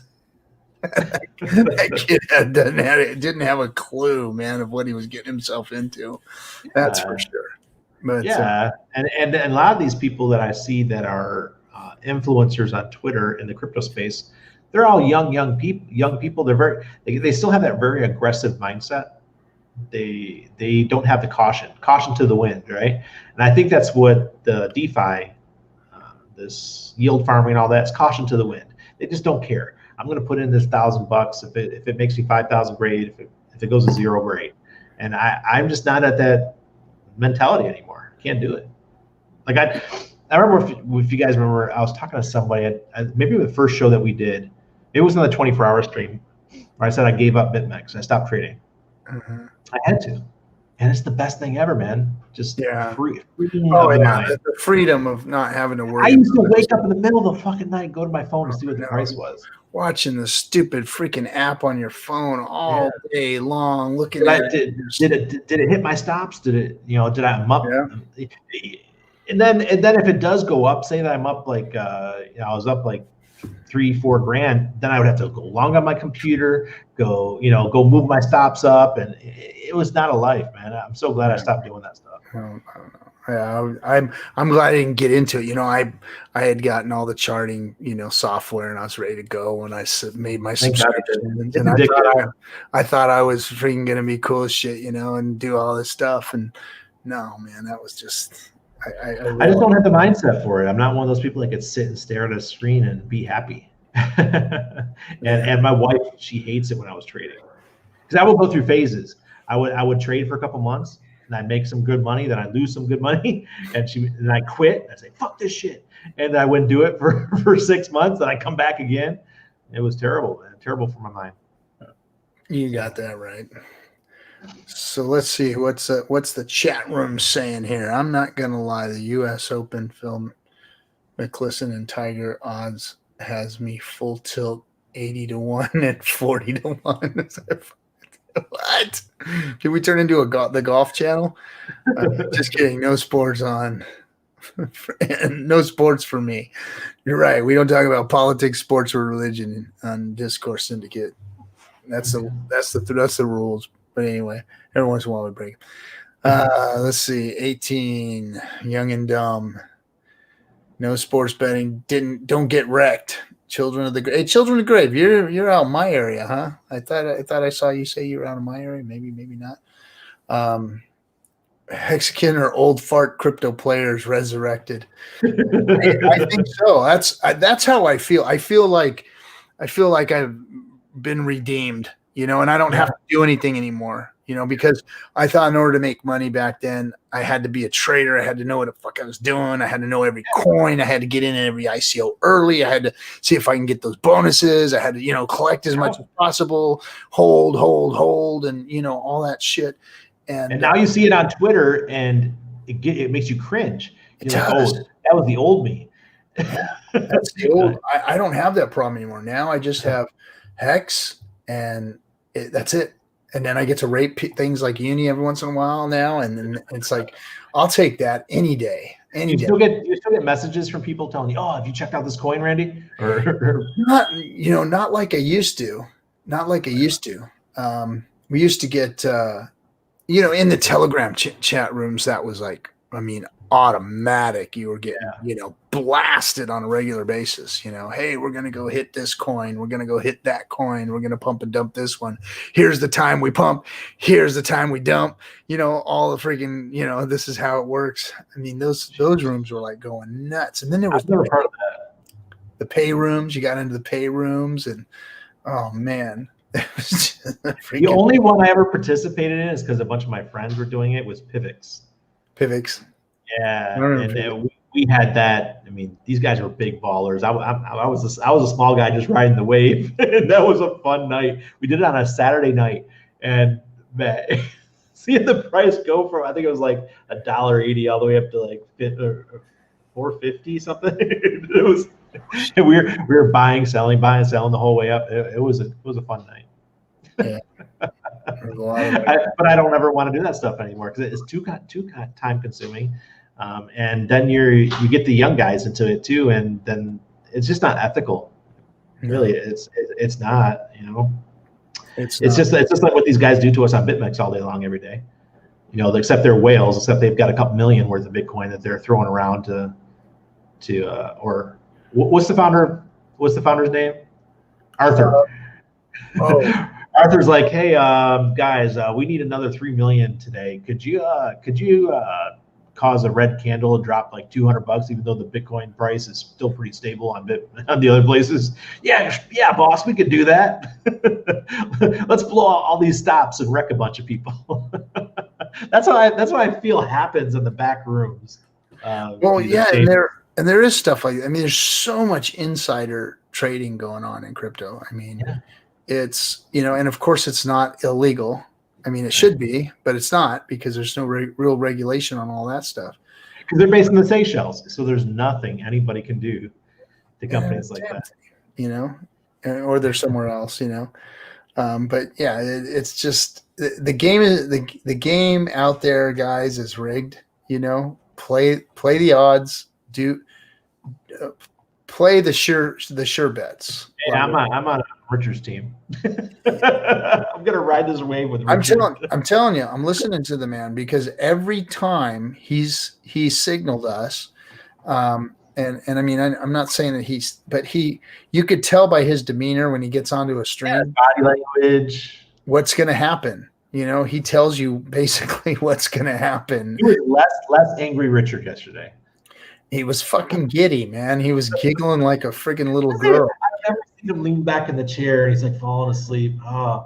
He was repeating himself. He was just like, he was just loving every second. He's like, my kids are freaking killing it out there. All my pirates are killing it out there right now. And they must be so mad seeing all these Hexicans collecting their free coins, and because we were doing what he told us to do, and it's like, get your Hex, stake your Hex, use Uniswap, and then all of a sudden all the Hexicans were like sitting there with multiple wallets, cracking Uni like it was, Really? How many of us did anything with Uniswap besides buy Hex?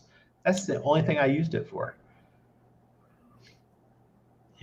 So yeah, I did. I guess I sold some 1UP using it. 1UP tokens. That was like a month ago, but that was the only other transaction I could think of. Yeah, that's what I'm glad is I don't have to transact anymore. Yeah. Transactions. I have one more emergency end stake that I'm going to do here in the next. I did my final one yesterday. Oh yeah. Aren't you? You must be relieved, because I'm still like clicking on this stake app and looking at it going, fuck, almost there. No, and it wasn't as bad as I thought it was. I still actually earned a little bit of interest to let it go past 50% a little bit. All of mine did too. I earned more too. So yeah, I didn't get all of my interest, of course. You lose, most of it, but I got some. I'm like, hey, freaking, then I can restake it out for longer, and it's going to be a big payday, bigger interest payment later. Yeah. It's like, it's a no-brainer. It's almost a no-brainer to unstake everything and just put it out 10 years beyond. I don't know. It's like, shit. But, after big payday, if you have stakes coming out after big payday that are not past the 50% or whatever, you're going to miss out on too much if you wait until after big payday to try and, you can't EES at that point. And I actually don't have a lot coming out for the next couple of years. I just don't. Neither do I. Well, I can't say that. I do. And then I made a ladder. I made a 5-year ladder, that's gonna. And I was looking at the principal on that 5-year ladder, and I'm doing the math on it, and I'm looking at that going, okay, when I first started putting it together, I'm like, well, that's going to be a decent amount of monthly income there. And then I thought about it, I'm like, well, wait a second. That's going to freaking double on big payday. So not only is it that nice egg there, but then it's going to double. And then the interest payments out there at 2, 3, 4, 5 years is going to be even more phenomenal. And so each one of those months, you're going to be getting a raise every. So So I did it monthly ladder. So I got a monthly ladder, and every third month I doubled it. I doubled the payout on it. So that's easy enough. That's an easy one to watch. Yeah, that's what I figured. You get boom, boom, boom. Then on the third month, you get a big one. Four times a year, you get a bigger pay, a double payday, and every single month, the interest is going to grow on those. So you're going to get a raise every single month. Is going to be another raise, another raise, another raise, another raise. But I told Hexo the other night, I don't even care if the price never moves again. If it stays right here, all the way for the next 15 years, just on interest alone. I'm good. Interest alone, I could live on interest alone. I could retire if it stays here. If it stays here, I can just retire and just live off of the interest alone. Because someone said, what is that number that Kyle said? 80x after 10 years, you should be able to 80x your stake. So if you do if you have after 10 years, $1 million, is that possible that it's going to be 80 million hex after 10 years? Is that possible? The way the compounding works, it makes sense. I mean, it's still just a model, but it's a model from the guy that helped build this. Yeah, exactly. That's why I'm like, maybe he's right. So anybody who early end stakes in the next 2 years is just okay, unless the price goes to some crazy valuation. If the price goes, and then that just freaking amplifies the whole thing. I mean, think about it. We're looking at a coin that's going to actually do something for you without pumping the price. Like I told you before, I think I told you in the last time you and I were on a live stream together, I said, look, if I got $500,000 out of it, that's enough for me to live. I'm a cheap guy, man. I'm like Hexo. I don't believe in owning stuff. I just live cheap. And you give me $500,000, that's the rest of my life pretty much. I'm good. and I travel, I live all over the place. So people think it's expensive to travel. No, it's not. Not as bad as you think. It's really, really not. I mean, I literally, the last time I went to Thailand, the ticket was only like $350 from out here from I think post CV the tickets are going to be more now. Well, yeah. It's a different story right now. Maybe cheaper. Like right now, all our Airbnbs that we've been booking, we've been getting like 30-40% off in Mexico because nobody's going on vacation. Yeah. So if people think about that right now, your plane tickets are higher, but your Airbnbs and your hotel stays are much cheaper. So on the other end, you're saving it. You're getting it back. So I'm just thinking, oh my God, our hex in 10 years. In 10 years, I'll be in my 56, I think.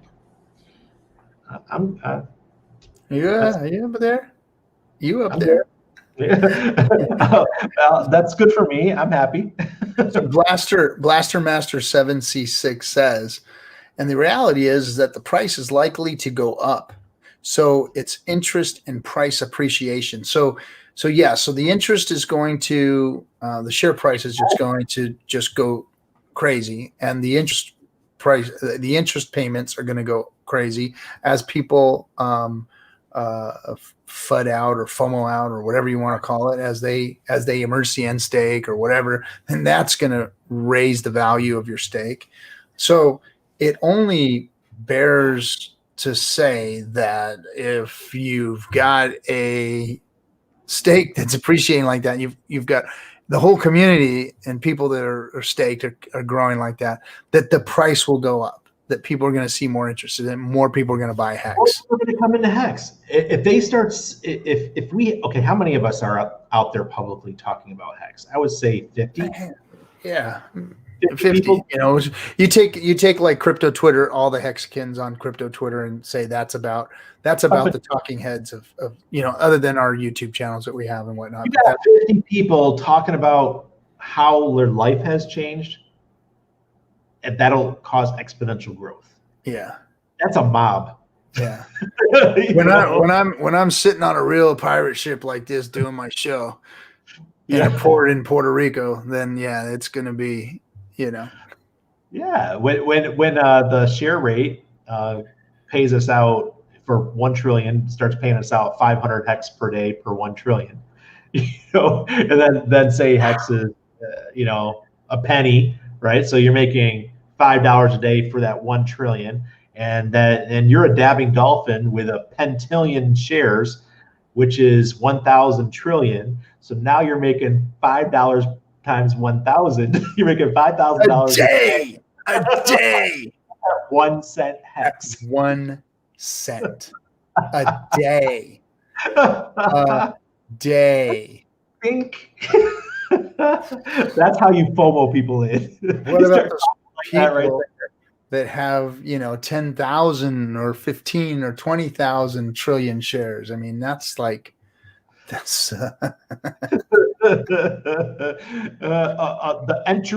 entry point for a dabbing dolphin is a pentillion. So that's 1,000 trillion. That's one.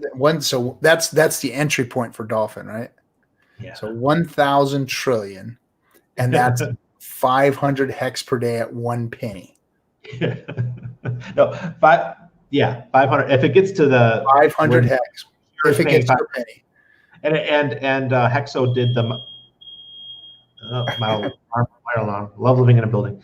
So Hexo said at the 10-year mark, he did the numbers, and he's guessing right around 1,000. But I think someone corrected him and said it's going to be lower than that. It's probably more between 300 and 500. So we'll just go with the 500. We'll go half of what Hexo said. Okay. So you're looking at $5 a day per trillion shares. Giggity.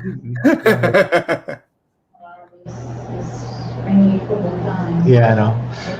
Wipes out. Fire alarm's going off. I know.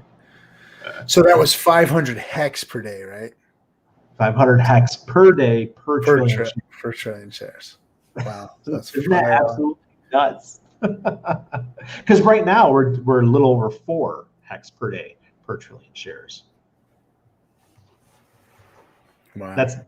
Just think about that's just interest payment. That's just interest. And then after big payday, we're going to have that bump up to around 16, between 12 and 16. So your interest is going to triple after big payday. Yeah. Right off the bat. So now that brings me into a point of something that we haven't discussed much. So your shares are doing that. So your shares are driving the interest payments. But part of the interest payments, I guess, for each stake is going to be filled with the big payday, or is the big payday just going to go straight to a wallet? The big payday is going to be sitting in that stake still, right? It'll be sitting there. You're going to see, I'm sure. And the interest payment portion is where it'll be, right? It's going to be. Yeah, but I heard Richard say on, not this last year, but the last one, where he said that they'd like to add another column with our big payday. Oh, gotcha. Because I think he said that the column that's there now is going to disappear. Interest. Right now, he said it would just go into interest, but they want to add another column. So that your big payday amount will be in there. Yeah. And then like a total, your total shares or your total hex. Total, right. What do you call it? Projected hex or whatever would be in. Just think about how small the big payday for us is going to be once your stakes start maturing between the 10 and 15 years. You're going to look at your big payday money, it's going to look small. You're going to be like, dude, that doesn't even excite me anymore. I'm making so much more in interest. Oh, shit.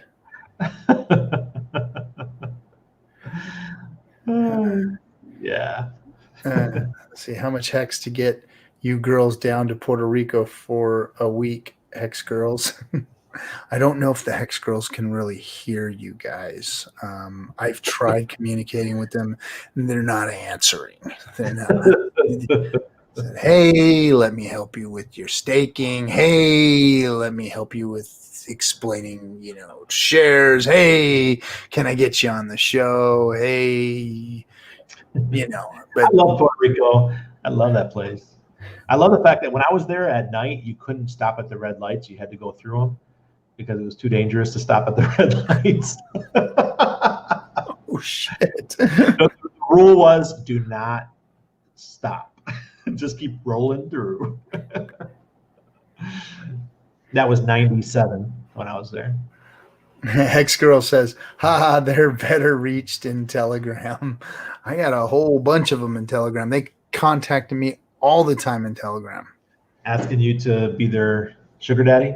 I guess they just like me. They just like me, so they talk to me often. That's what it is.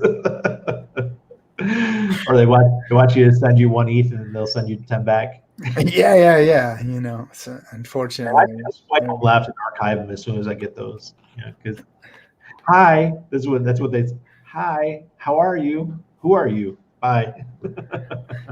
I know the hi. It's like that's all they do. I'm like, really? Put some effort into it. Yeah, put a little effort into it.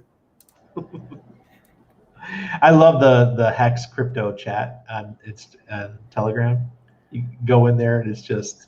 I haven't spent a lot of time in there lately. I used to spend a lot of time in there, especially like when COVID first started and we were all in our rooms locked up and all that stuff, and all I could do is listen to Richard and sit on the freaking HEX chat, that was me. I was in there all the time, just soaking it up and loving it.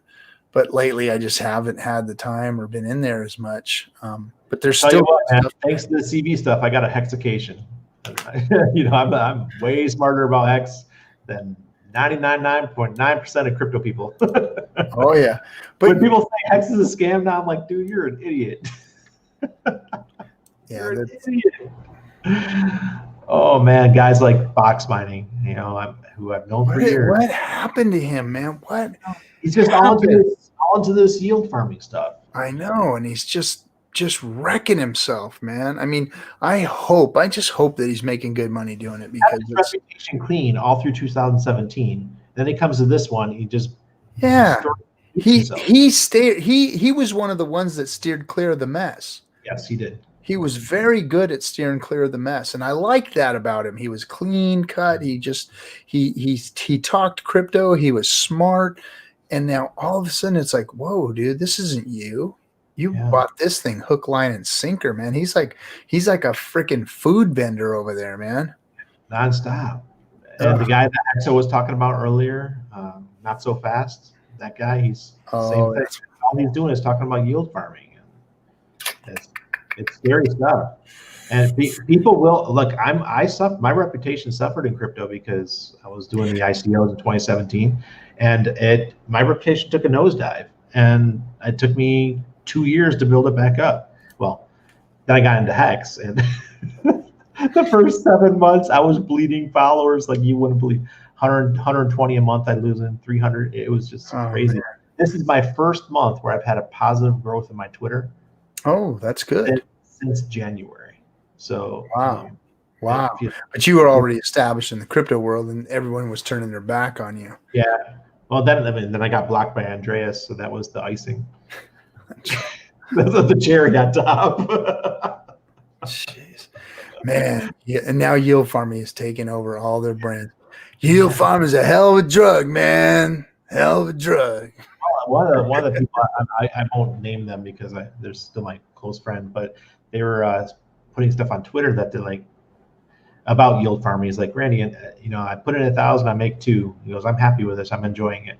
I'm like, but don't promote it because these new people are going to get wrecked. This is my friend I'm talking about. This is his third wave, the third time that we're going into a bull market. He's been, I came in the second one. He's been around for 3. So he should know better. He should not be talking about this stuff. If you're going to do it quietly. Don't put your name on it. Yeah. Because you'll soil your reputation. It's not cool. Yeah, I was worried about Bitcoin when I got into Bitcoin, what it was going to do to my reputation. And people were calling me a scammer and all kinds of crap. It wasn't nice. And I stuck through it, made out fine. You know what? I get like these DMs where, people want to talk shit or whatever, especially, other projects that, they want to wrestle with you. Well, they just want to talk shit, like you bugging this and bugging that and fucking piece of pussy, fucking blah, blah, blah, blah, blah. Whatever, dude, whatever, block, you're done. Yeah. But my Twitter, I never used Twitter before. Now all of a sudden the damn thing is like, close to 4,000 followers just because of Hex. We've built it on just Hex, and like this channel, it's moving and things are happening because of Hex. I would have never done Twitter or any of this stuff. I never would have used or stuck with Twitter if it wasn't for crypto. I would have never talked about crypto, period, because I was so bitter about it. I mean, I was a freaking evangelical motherfucker, man. I was out there helping people get onboarded and talking the game about crypto and explaining freaking, this is what blockchain is and this is what, staking should look like. And, but nobody's ever really done it and this, and all this other crap. And yeah, but these are the exchange. I mean, I was doing all that shit and trying to bring people into crypto, and this is going to be the new way of finance, and people in Africa can now be banked and blah, blah, blah, blah, blah, blah, blah, blah, bullshit. And just stick to fundamentals. And now it's like with Hex, I haven't had to do that. I can just sit up here and basically shit talk crypto and go, this is the only thing that's good in crypto. This is the only thing. And it's a simple, stupid fucking thing. I mean, Hex is so great because it's not really fucking all cryptoed out. It's just put it away. It grows on a contract. You get more. People think they need to understand all the nitty gritty, where the money's, who's the boss. People think they have that old traditional business mindset where you got to know everything about where you put your money. But you got to understand, when I go to my dad and I say to him, Dad, your investments, where's your money at? He doesn't really know, right? There's somebody else managing it for him. Here, we're actually managing our money. I guess we, as the working class, we feel that we need to have more control. But no, you don't. Just trust that this is going to work out. It's what everybody got into crypto for. It's an immutable fucking contract. That's what I was. Look, I tell people all the time, I was actually one of these people that got in because I love the idea of taking down the central banks. I love that idea. I'm a true anarcho-capitalist. I hated all that stuff. I'm anti-gov now, and I'm all that kind of stuff. So I came in with the principles, and I didn't expect to get rich off of Bitcoin. I bought Bitcoin when it was going back down off 1,000. I got in at 450 or something like that, and I actually had I think it was 300 and something. I got Bitcoin in. So that had to be late 2014. Something like that, somewhere around 2014. I got it early 2014 as it was going down the slope. And we just kept buying a little bit, and we weren't caring about the price. We're just stacking. So I took back that old mentality of buying something and just letting it sit. And it's working out great. I love it. I freaking love it. I can just sit back here, be salty, talk shit about crypto, and get our airdrops. Get our airdrops, freaking rape other freaking platforms and take their tokens and turn them into Hex and stake it again and sit back and do nothing. It's like burying my pirate booty, man. It's like I hope other projects are as dumb as Uni and just I know there's one coming up that will have the possibility, but if we could have a couple more, that I'm all for it. We've got to give away. I promised everybody that I was going to give away some. First of all, thanks, Blaster Master, Into the Fire, all you guys that are dropping lemons. I appreciate it. And of course, Richie Rich Crypto dropped a Ninja Guinea on it. It says, "Love this show. Glad you do what you do, both of you." Richie, thanks bro. Appreciate you, and got to get you on the show again. I love freaking mashing on you and letting you mash on me. That's cool stuff. So thanks for being part of the show, bud. Let's see here. Let me see. What can we do? What can we do to the chest? I'm going to the. I actually didn't have it. I was just on StreamYard, so I'm gonna go in here. Let's put some coins in. Let's put more now. Why aren't we on the front page of whatever it's called, Dlive? You know what? Hexo was telling me that the other day. I think I'm getting gate kept or something, so I might have talked shit about somebody or so. I don't know. something happened and I'm not on the front page anymore. We used to show up on the front page, but I don't show up on the front page anymore. I don't know if it's. I keep scrolling and I'm not seeing it. What we're doing, what we're saying. Did you go to hit the chat thing? And yeah, I don't see us anymore either. But I thought we were doing all right. I thought that I know that. Hey, Dlive people, I know some of you are in there watching us more than likely, and that's cool. We love your platform. We love being here, and we hope you don't gatekeep us because people need to know and hear what we're talking about. We do it in a good way, and we do it in a way that's not full of bullshit. We might have some foul language and talk about some stupid shit every once in a while, but we mean good and we're just having fun. So put us back up there, Dlive. Let people see who we are, because we're not trying to wreck anybody or hurt anybody. We're just we're not a glum lot either. We're just a bunch of pirates trying to make our way. So exactly, stop it. Mama Rock is in there. It's because you are X tagged. I do believe that keeps you from the board. Oh, because I X tagged us, because people like Randy like to show horses being molested by human beings on live stream. So we have to make sure that we are, tagged properly for who we are and what we do on this show. So I'm glad to see you out there, Mama Rock. Thanks for being in the chat and watching us. Let's see. Oh God. So I guess Hexo's not X tagged. Gate kept Hex until November 20th. Here, Lola, you love you guys. Who does the X tagging? You do it, or?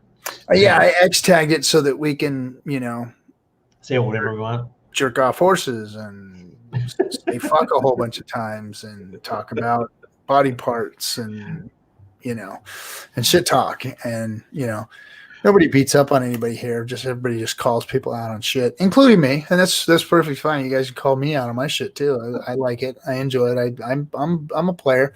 Let's see here. Let me put some stuff in the treasure chest. There we go. There's a little better 2,500 in the boom, boom, boom. That makes it nice. Let's see. How about we're going to also get ready to do the 1 million Hex giveaway qualifier. So again, here's, for those of you who don't know who are in the chat right now, we are giving away 1 million Hex. And Randy, what's 1 million Hex worth right now? 400? No. I don't even know. Jeez, I don't even know. Let me see. So if it's $4,000, 4 cents, it's close to that. Yeah. What is it? Say it in the chat room. I think it's $4,000. Yeah. So it's $4,000. Jeez. So we're giving away a decent amount of Hex. So the amount of Hex that we are giving away requires you to qualify. Now, how do you qualify? First of all, you have to follow me on Twitter, which is RG_pirate on the Twitters. You have to subscribe to our YouTube channel, which is Discourse Syndicate. You also have to follow us here. You don't have to subscribe, but you have to follow us. But a subscribe is nice. Hey, did Richie just send us another Ninja Genie? Or is that that's his other one? Huh? Yes, he just did. Thank you, Richie. Richie sent us a diamond. Thanks, bro. Thanks, bro, for the support.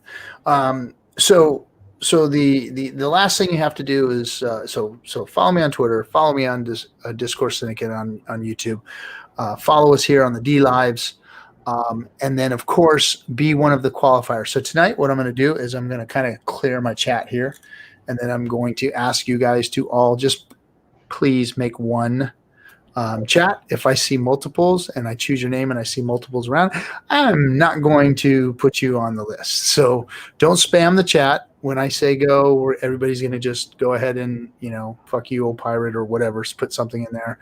And then I'm going to choose somebody randomly out of the I like the taco meme. That thing is freaking cool. I can sit there and watch the taco meme forever. But yeah, follow me everywhere, and then get chosen. We're gonna choose 3 names. Kinetics chose 3 names last night. Litecoin chose 3 names before that. So we're going to choose 3 names tonight and put you on the list for the spin of the Wheel o' Death. We're going to spin that when we hit 1,000 followers. Where are we at right now? We are at 517 followers. So we're at a creep right now, guys. We are creeping. We're moving, but we're creeping. So let's get some more follows out there. Maybe we need to go raid a channel or something like that. Maybe I'll look for a channel tonight. We'll go raid it and get everybody to come follow us and be nice to them. And maybe we'll drop some Ninja Guineas on them or something and bring some people over to follow. And then we can get up there. Let's see. So that's it. I'm going to choose 3 people and we'll do that in a minute. And then those people will be spun and there'll be 3 winners chosen. One will get 700, another will get 200, another will get 100,000 hex. So 700. Imagine if the price was like 10 cents at that time. Oh boy. Oh boy. Oh boy. I hope it happens before big payday. I hope we can get to 1,000 before big payday so those people that win can stake it and freaking double that bag on that thing and it would be such an awesome deal. So yeah. Anyway, what else we got going on in the chat? Tone base. Ooh, pick me. Yep. And again, thanks for all the donations tonight, guys. Thanks for the donations. Let me see. All right, I'm going to go ahead and pick 3 folks now. So go ahead and make a comment. Everybody make a comment, whatever you want to say, like I said. And then, let me make one announcement here. So I asked Rec Pirate what time their show is starting. And their show is 4 p.m. Eastern Standard Time, which is 11 p.m. California time. So if you want to go see his show, what's the name of that show, Rec? He's on the YouTube. They're doing a YouTube show. It might be on Dlive. Let me see. Where is it? Out there. Okay, there. Everybody's dropping. Let's see. Do we have anybody spamming? No spams. I'm watching. Okay. We're ready. And we have Richie Rich Crypto got himself a spin on the wheel. Woo-hoo. Richie Rich Crypto. Yeah. And let's see. The next one is going to be, I'm going to spin the AZ Birdie. Congratulations, AZ Birdie. And then the last hexakin to get in tonight.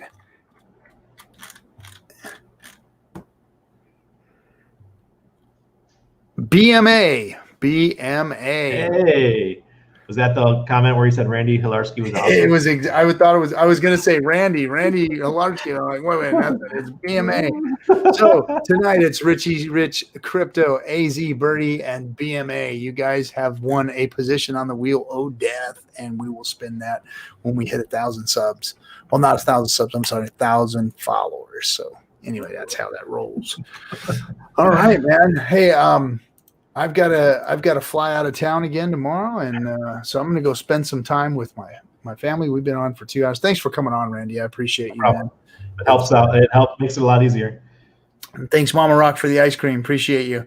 Guys, everyone, thanks for coming. Thanks for being part of Discourse Syndicate. Don't forget, we'll be back on Wednesday. I'll probably be, in shitty form with the hotel room and all that kind of stuff. But maybe that'll change soon, and have some of our cutthroats with us on Wednesday. And then, of course, Friday is going to be the FN Hangout, and I hope you guys will join us and bring us your uni stories and how that all worked out for you. All right, guys, have a great one. Thanks for coming on. We appreciate you. We'll see you next time on Discourse Syndicate. Okay.